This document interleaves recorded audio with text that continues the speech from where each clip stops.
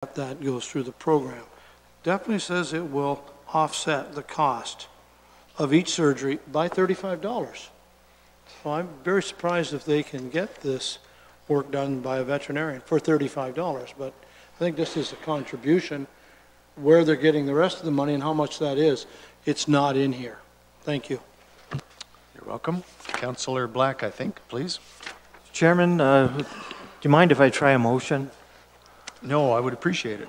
Well, I don't know if it's going to work or not, but my fellow colleagues will pick it all apart. But I'm sort of not really looking at the details of the proposals, and when I put this together, and it would be a motion that says motion to award both groups, Norfolk Paws and the Simcoe District Humane Society, $25,000 each to be applied towards a Norfolk County spay and neuter program for stray or abandoned cats in Norfolk County.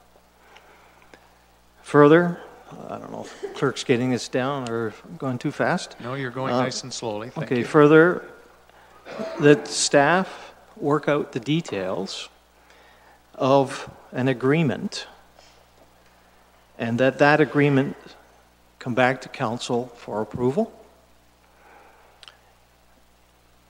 and that the feline spay-neuter program of $50,000 be funded from contingency reserve. Okay, that's it. Thank you, Councillor. We've heard you say it verbally. We'll eventually get to it being read again before I call the question. But, Council, you've heard that. Any further questions on this motion? Now, Mayor Luke first, then Sonnenberg and Well, Mr. Chair, I don't have any problem with the motion.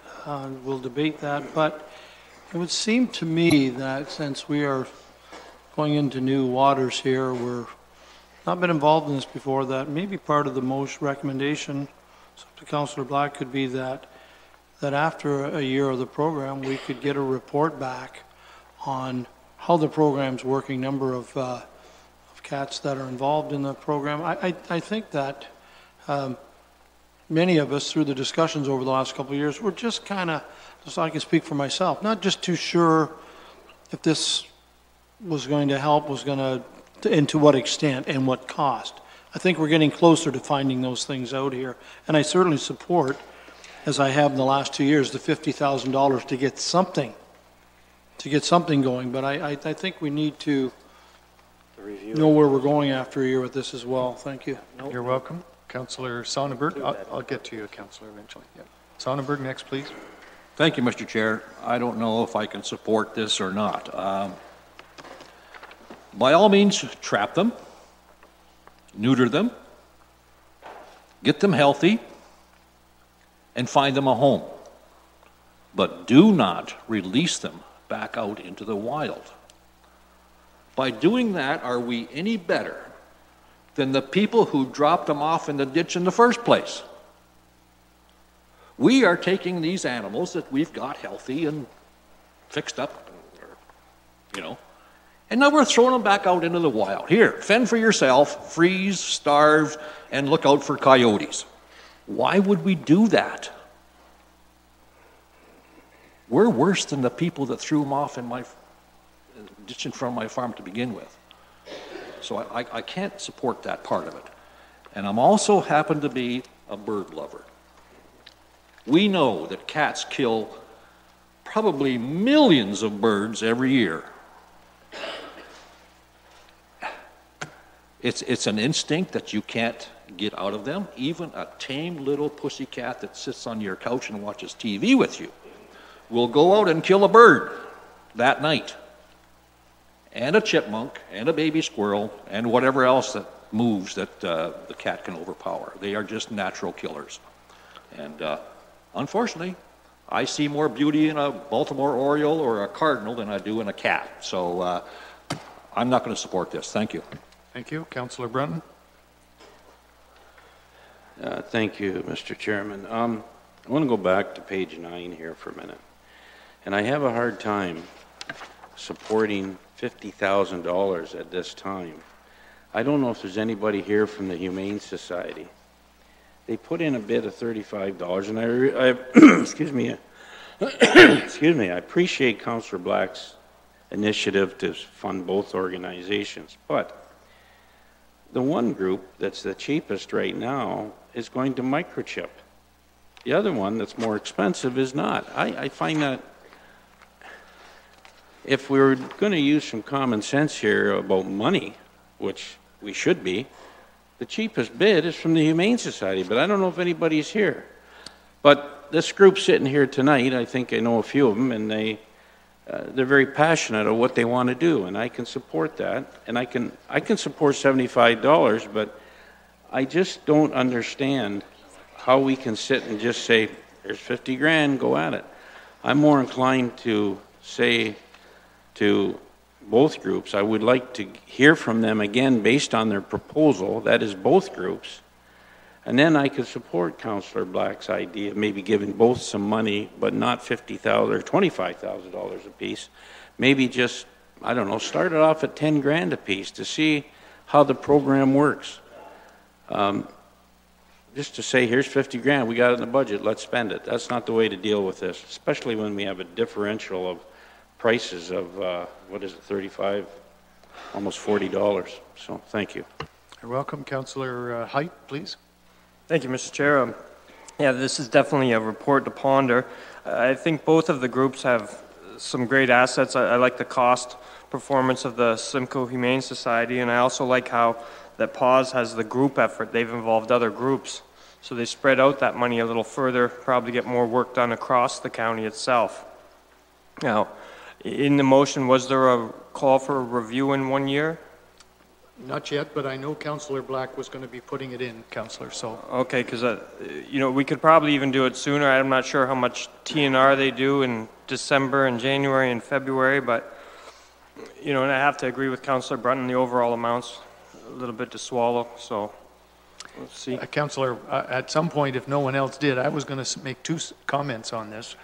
First of all, remind Council that in order for us, if we did want to ever extend this, we'd have to be discussing it during 2018 budget.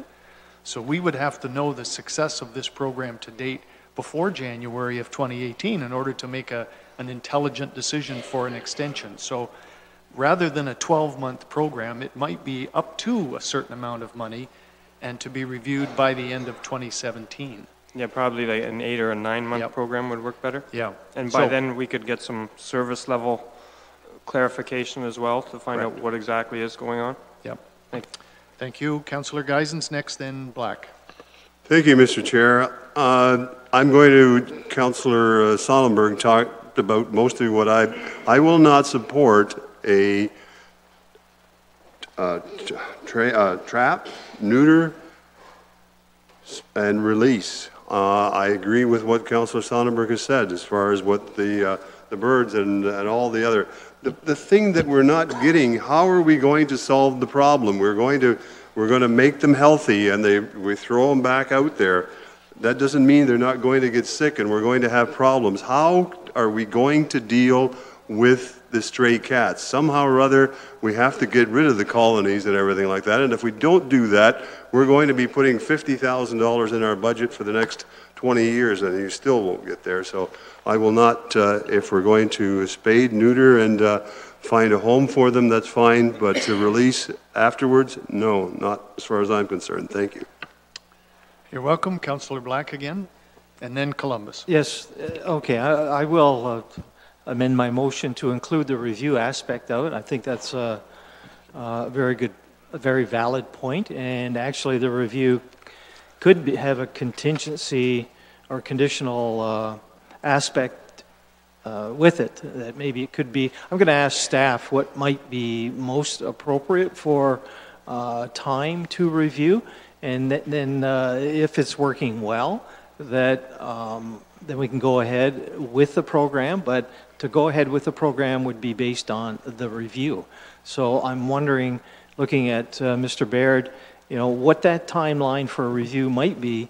I don't know if he's thought about it or whether he would like to take it back to and discuss it further with the staff, but At the very least, the motion could include a further to review the program.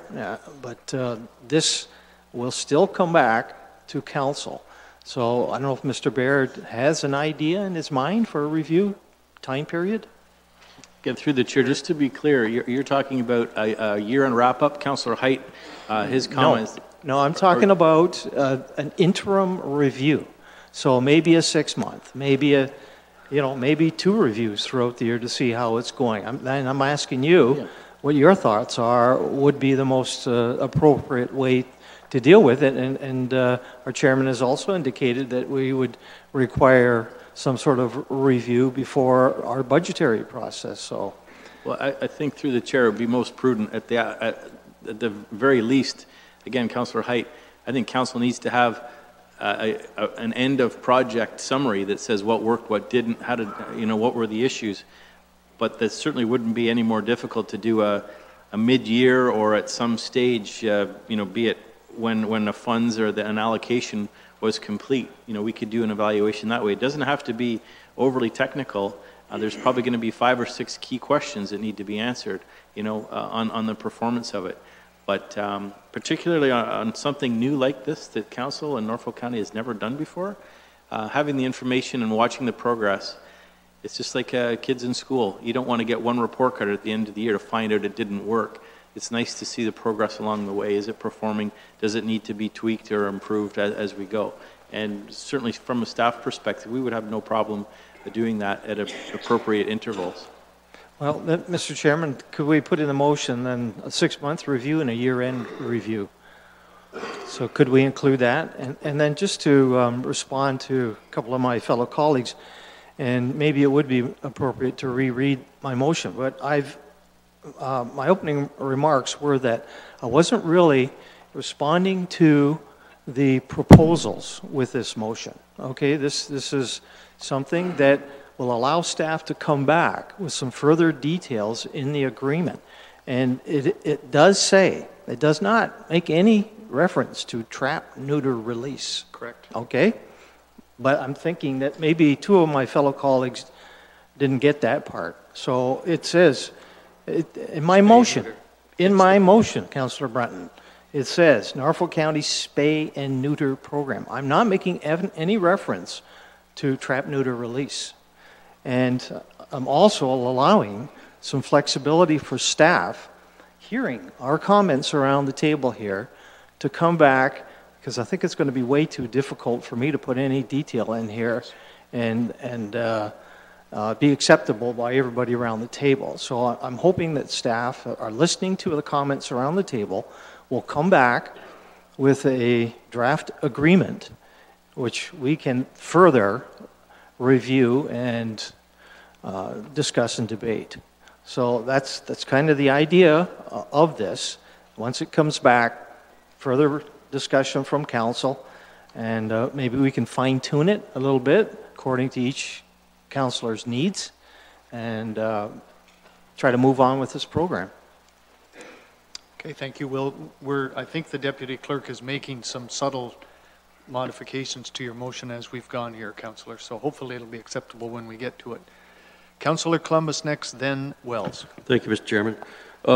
Simcoe and District Humane Society claim they can do it for $35 a cat. Norfolk Paws, $75 a cat. A feline, I guess, same thing. And what I'm wondering, I think we have to hear from these groups.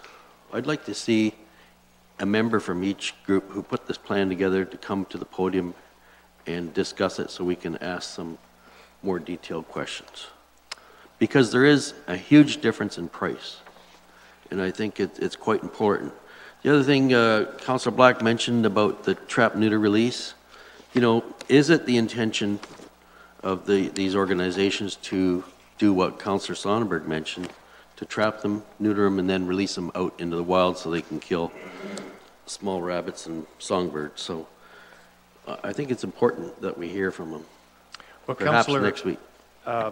Yeah, I'm not going to allow that this evening for a whole bunch of reasons, not the least of which would be our procedural bylaw protocol. But there will be an opportunity, I'm sure, even if this motion were to pass this evening, we do know that it is only endorsed next week at council, and perhaps council may allow a brief presentation by one or both of the proponents at next week's council, even though we don't normally have deputations. This would be not so much a deputation as a presentation, you might say. Now, I'm going to go to Councillor Wells next, please. Well, thank you very much, Mr. Chair. Mr. Chair, I certainly have listened very carefully to my fellow councillors, and everything that they have said makes sense. However, what Councillor Black has done is put this on the table. It will give us lots of flexibility. And, Mr. Chair, I'd like to remind my fellow councillors that we have been debating this for several years and have not made one bit of headway. Not one. So at least by listening to the motion, approving the motion, agreeing that we will have people here to speak to us next week, let's get the process started. Let's not put it in abeyance and then next year discuss it again. So I see nothing wrong with the motion, and we will have the people here next week, and let's work on it. But let's not shelf it again. Thank you, Councillor. Mayor Luke? Thank you for letting me speak a second time on that. Mr. Chair, again, I don't speak for the PAWS, the Norfolk PAWS. I don't speak for the Humane Society, but clearly, I don't believe the cost of this program for one group is $35 or the cost for the other group is $75. If you look at the PAWS proposal, the way I read it on page 16, any additional, under about 6 bullets down, any additional medical services required and administered will be the responsibility of the group and the individual.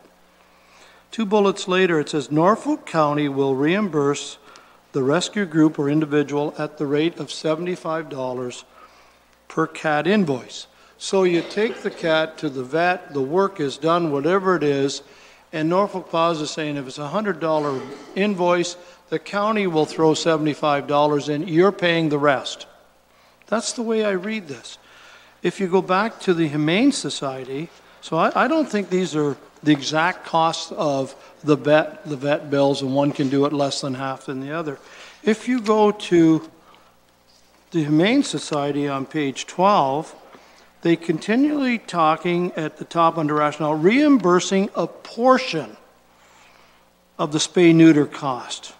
This will give an incentive to most of the caregivers and finders. Then they go on under rationale and say microchip identification in brackets if desired by the provider. My goodness, I don't think the vet is going to microchip and spay or neuter an animal for $35, at least not the vet I go to. And I say that respectfully. They have to make a living, it's a business. So I think both of these programs are different amounts of reimbursing to the total cost. And then on the bottom of the page too, the Humane Society goes on to say persons to be reimbursed $35 for the program. I think it's quite obvious that they're going to reimburse money at a different rate per cat serviced. Thank you. Okay, I've got 1 or 2 more speakers. Councillor Height and then Breton. Thank you, Mr. Chair. I was just looking for clarification on the amount. Did I hear Councillor Black say $30,000 in his motion? He referenced 50, and we will get to it. Okay. Okay. Councillor Breton, did you wish to speak again?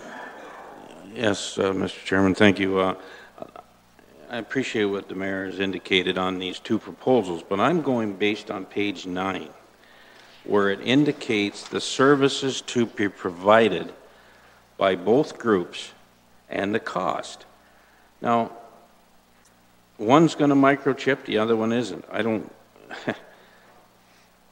Well, are they going to microchip, or is that part of their program guaranteed? Is that what we're paying for? That's my... I think some member of council said, bring these groups in here so we can talk to them before we proceed, and I'm not trying to delay it.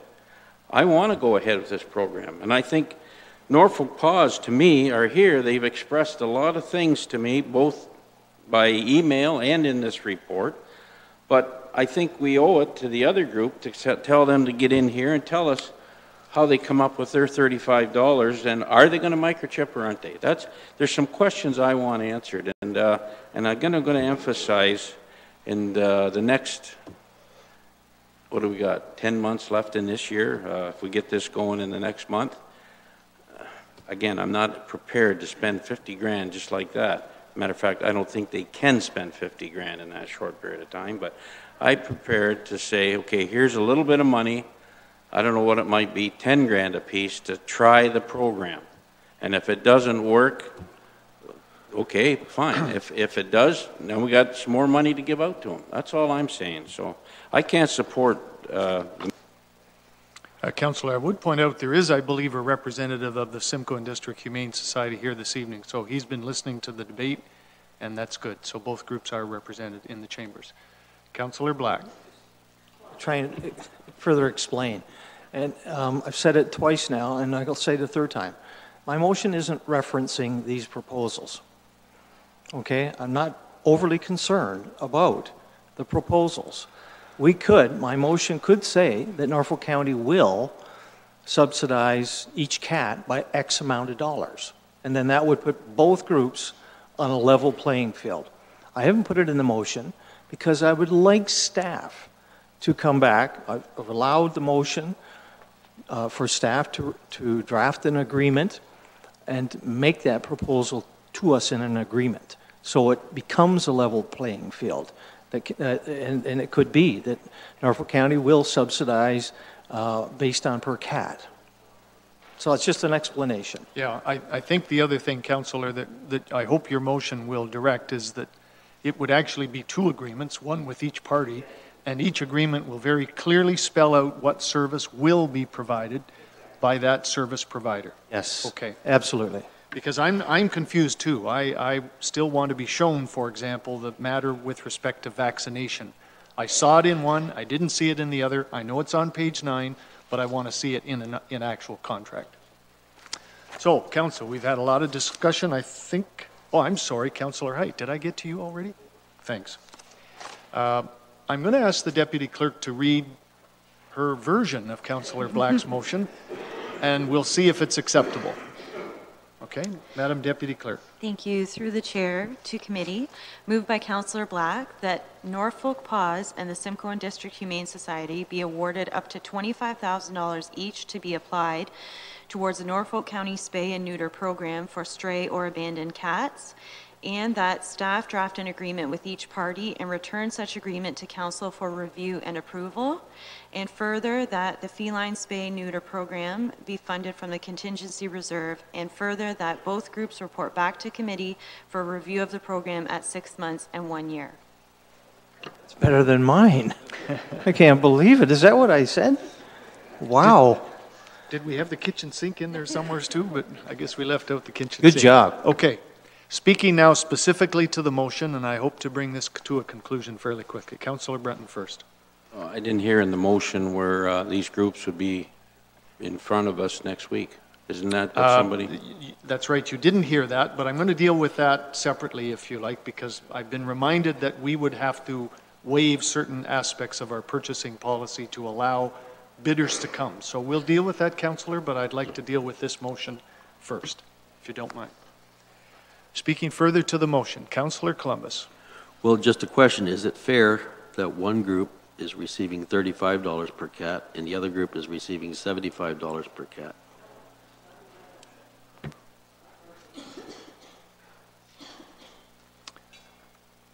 You're not asking me that question, I'm sure. No. He's asking me if can I respond, because he's asking as a mover. I'll allow you to. Yeah, to respond. It's not part of my motion. You know, that's the idea is to have an agreement drafted by staff. And Chris is listening to us, I'm sure, and to put it on an equal basis. I agree with you. You know, we can't give one group X amount and the other group another amount. So it has to be an equal amount. I could put in the motion that we would subsidize each cat by one amount, but I would rather to have staff the opportunity to review this in more detail and bring that back to us, and then we can have that discussion further. That's the idea. Okay, Council, I see no other speakers on this. I will read it again if you wish to have it read. I think you all understand the essence of what's in it, okay? I'm going to call the question. Those in favor of the motion? I see 1, 2, 3, 4, 5. Those opposed? I see 3. That motion carries. Thank you very much for that. Now, with respect to inviting the 2 bidders to appear so that we can keep this process moving, the Deputy Clerk has reminded me that our purchasing policy technically would not allow that to happen. But I did ask, and she has informed me that I think if Council puts forward a motion to waive our purchasing policy and allow the pause and Simcoe and District Humane Society proposals to come as deputations next week to answer questions, we can do that, and we would be legal in doing so. So that's what I'm hoping you'll come up with eventually. Councillor Wells on this point. I'll move that motion. Thank you very much. Because I think it would be helpful, and you've asked for it specifically, Councillor, and I think it would probably be helpful perhaps to staff as well. It would be my hope perhaps that the mayor will hold them to deputation time so they won't be here for 25 minutes telling us stuff we already know, but they'll be here, we can ask questions, okay? Councillor Height to the motion. Thank you, Mr. Chair. I won't be supporting this. The groups have come numerous times. They've given us the unsolicited proposal. We have staff that are willing to work with them. We've given them somewhat of a direction. How many times do we have to keep beating the feral cat problem? Really, like we've gone over this more times than almost anything right now as far as topics go, and I don't think we need to drag it on. Let the groups do what they do best and work with staff and get it done. Thank you. Mayor Luke to the motion.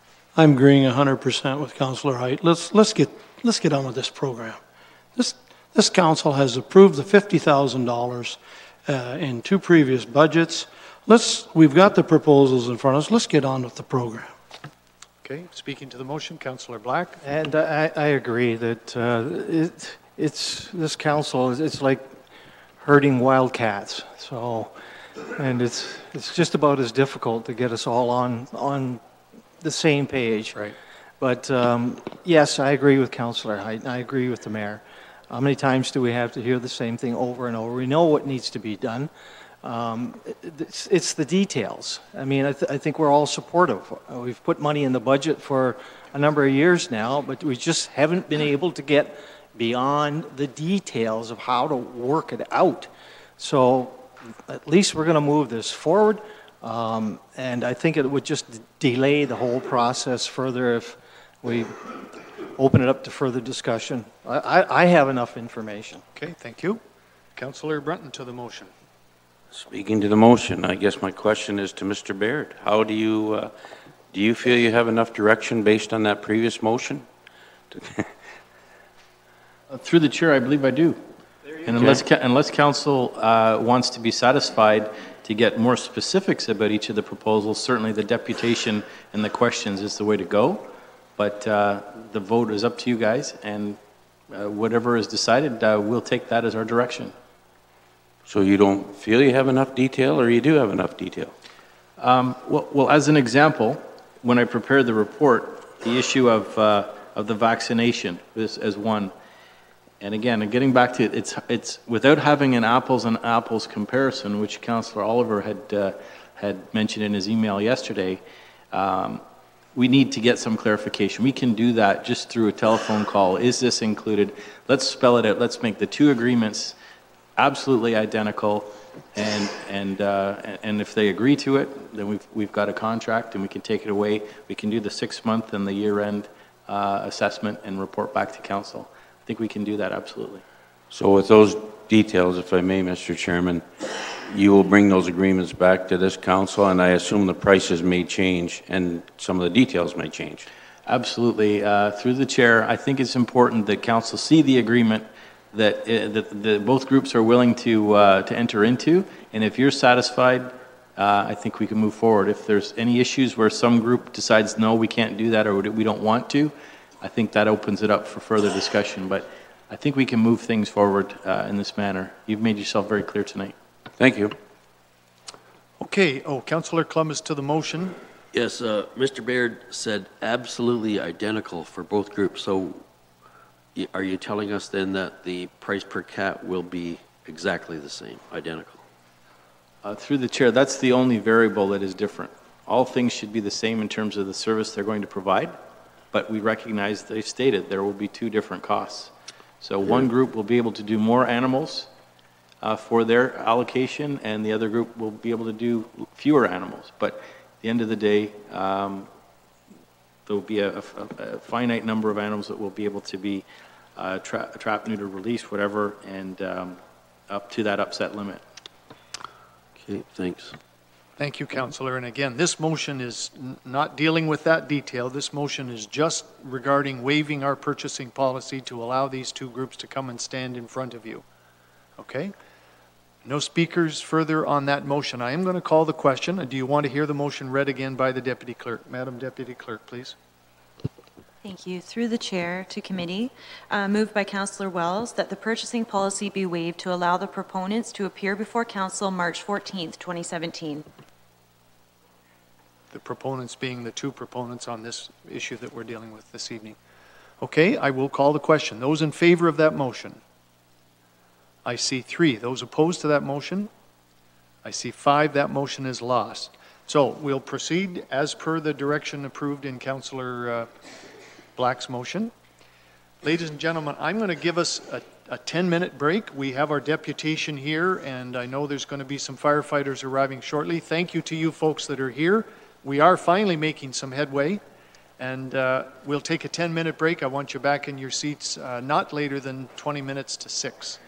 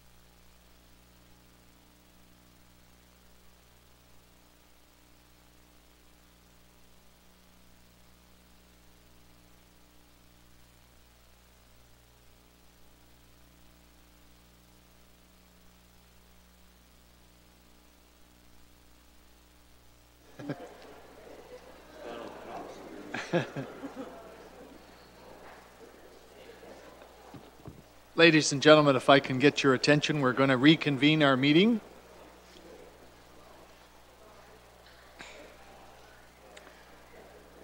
Thank you very much to everyone for your patience. If you were in the chambers, you know that we spent the last while discussing the feline spay-neuter program, and to our firefighters that arrived, we are running a little bit behind schedule, but we're going to get to the apparatus report as soon as we can.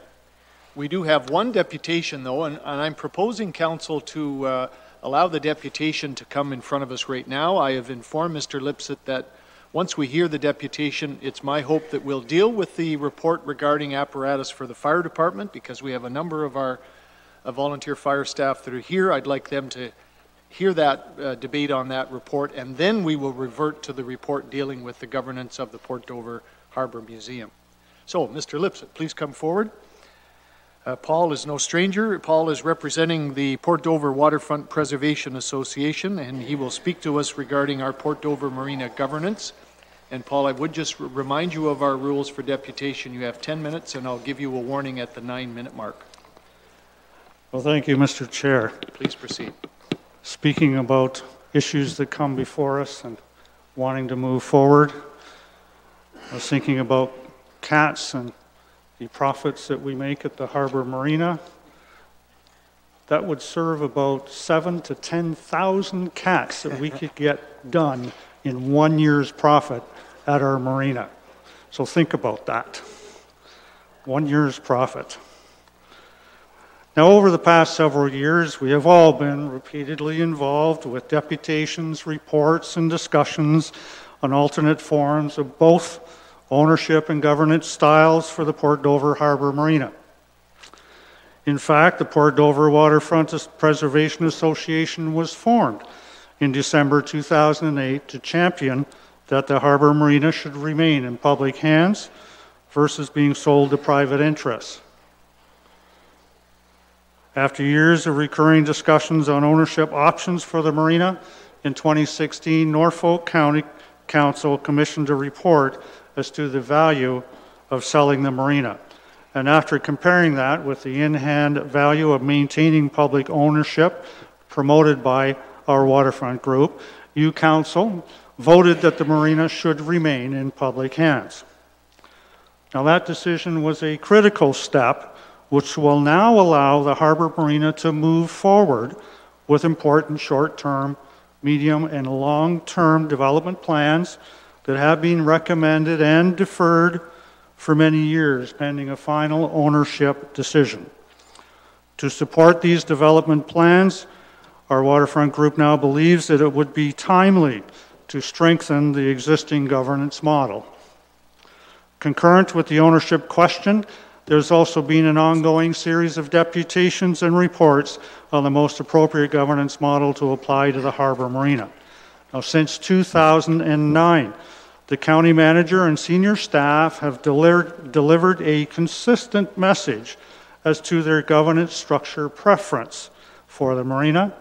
And here I quote, 2009 Corporate Services Staff Report, CRS 09-36, quoting from the section referencing recommend CRS business unit with a volunteer advisory board.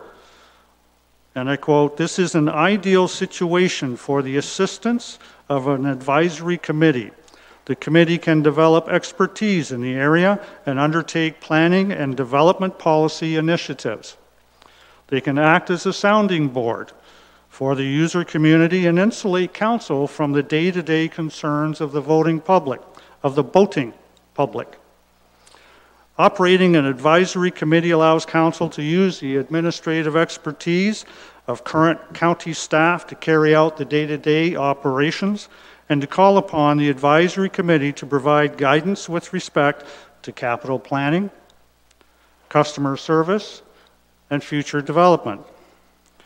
In 2012, Community Services Staff Report, CSD 12-03, quoting from the section referencing recommending a CSD business unit with a Marina Advisory Committee. There, Quote, staff suggests that knowledgeable community members on an approved council-appointed advisory committee would be best suited to work with staff in maintaining, operating, and further developing the Port Dover Harbor Marina. Staff suggests this model of governance reinforces the county's ongoing commitment to preserve the marina and its waterfront access as a public asset for the enjoyment and benefit of all of our marina patrons and Norfolk County taxpayers.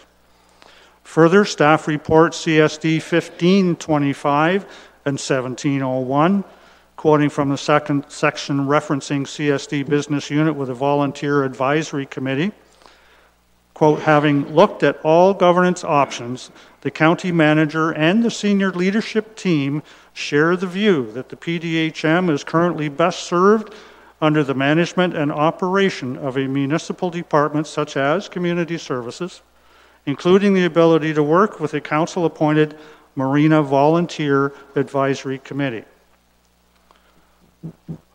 So we want to be clear that our Waterfront Association still believes that a municipal services board would be an excellent governance structure for the harbor marina. However, we can accept the CSD positioning statement made in report CSD 1203, quoting the county manager comments in that report. Although a municipal services board may be an option to consider sometime in the future, it does not offer significant immediate advantages that would suggest skipping over an interim step on the range of options.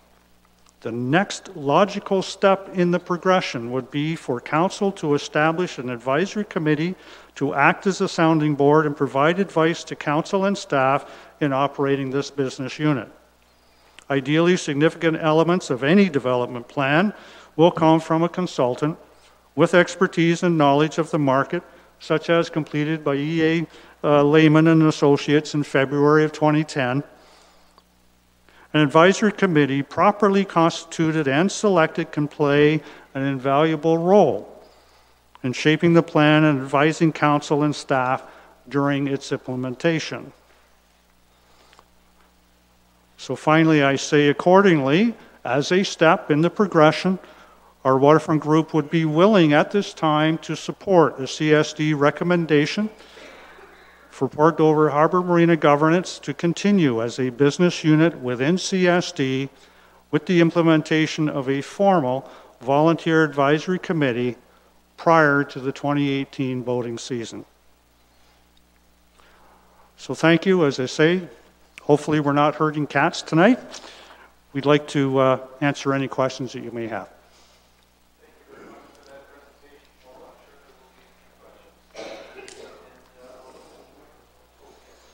Mayor Luke, thank you very much. Thanks, Paul, for that presentation, and I'm sure there will be some questions. And does anyone wish to start off? Councillor Wells and then Brunton. Thank you, Mr. Chair. Paul, if we were to form an advisory committee, do you think that there are people within the community of Port Dover or Norfolk County that would be willing to serve on that committee? Well, that's an excellent question, Councillor, through the chair to John Wells. We certainly have an excellent resource within Port Dover for the group to be involved in the advisory committee. We have a number of folks even on our membership list in the waterfront group and those even on the executive that have had experience with the previous advisory committee and the previous management board. So we have the knowledge, we have the experience, and we have people that are willing to step up immediately to help to fill that committee. You're welcome. Councillor Brunton. Thank you, Mr. Chairman. Through you to Paul. Paul, I've had a few calls from different, I guess, boat owners that use the marina, and to put it very bluntly, they're not happy with the way things go down there at times with I guess it's maintenance and just the overall operation. But could you give me a little more insight as to how you would see an advisory committee, like Can you give me any details of how you think it would function? Well, I certainly can. And again, not to rehash the number of deputations and presentations that we've had in the past on this, without going into specific details, I'd like to say that, again, that remember that primarily the activity down in the marina had been essentially put on hold, I believe, simply because of the question of ownership. So maintenance had been to a minimum.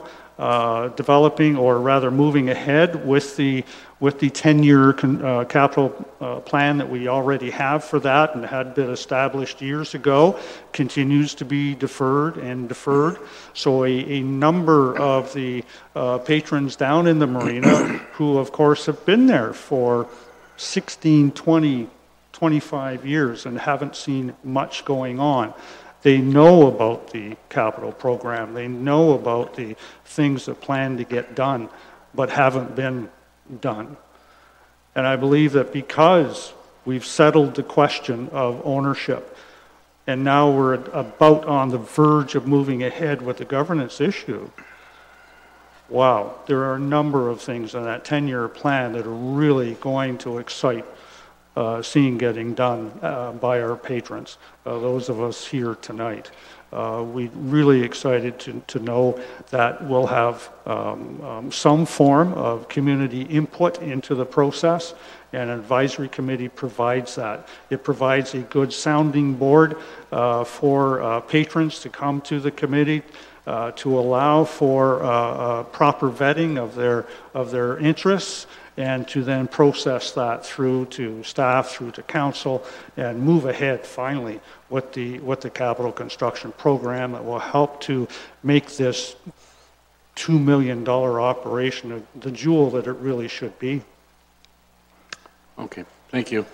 Thank you. Councillor Columbus, then Height. Thank you, Mr. Chairman. Paul, I know you're supporting the advisory board role, but at one time there was a strong push to set up a municipal services board. You may recall that. Do you know of any group out there that still would wish it to be a municipal services board rather than an advisory board? Well, through you to Councillor Columbus, Chair, it would be us. We are saying that we're willing at an interim step to agree with the CST report 1701 and move ahead with this program of an advisory governance model, an advisory committee governance model. Our preferred setup would be a municipal services board run somewhat, well, as a municipal service board runs, somewhat independent and arm's length. We would prefer that. But we're suggesting that let's get things done, let's move forward. We've settled the question of ownership. We're willing to move ahead as an interim step by going with the advisory committee, and perhaps in the future, when the value of community input is seen by council and the value of a strong advisory committee is seen, then it will be less of an issue for councillors to agree to a separate services board. Thank you, Councillor. Councillor Height, then Wells. Thank you, Mr. Chair. Through you to the deputation. I like the idea of the advisory committee or a user group role that has input into staff, but you do realize that this is a very limited role, limited to the fact that I sit on the Port Rowan Harbor one, and we haven't met for quite some time, and it actually became a very frustrating experience because we couldn't get anything done. And years of it, and you would sit there and you couldn't get the weed machine down, and there is definitely a level of frustration that happens on this committee. You do understand that.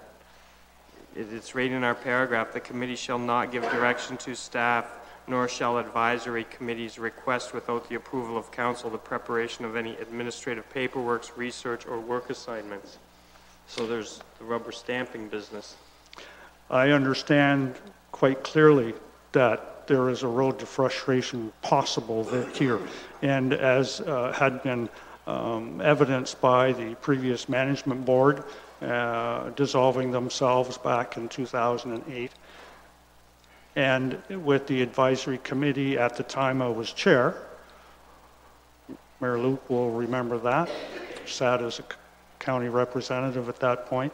So certainly there is a certain amount of frustration. However, we have developed an excellent working relationship with staff. We also, as an organization, have developed a much better working relationship with the councilors around this council. And so we have evolved as an organization and as a group within the community that has worked well with staff and with the marina management as it sits now, whether it be the manager with feet on the ground down at the marina, or Bill Cridland, or here, Mayor Luke. We've developed a great relationship. So thank you for expressing your concerns, and I understand the frustrations. We really do. There are a number of us here tonight that sat on that committee, and there are people within our organization that sat on the management board, and we understand the potential, but we've matured, and we see a new method for being, a new environment, I should say, in that we have a new manager of community services. We'll shortly, I trust, have a new county manager, and we have a new situation in council as well. So thank you. Okay, thank you for that. I hope it all works out. Thank you. Thank you. We appreciate that optimism, Paul. Indeed, we do. Councillor Wells, second time, please. Thank you very much, Mr. Chair. Councillor Brunton has informed us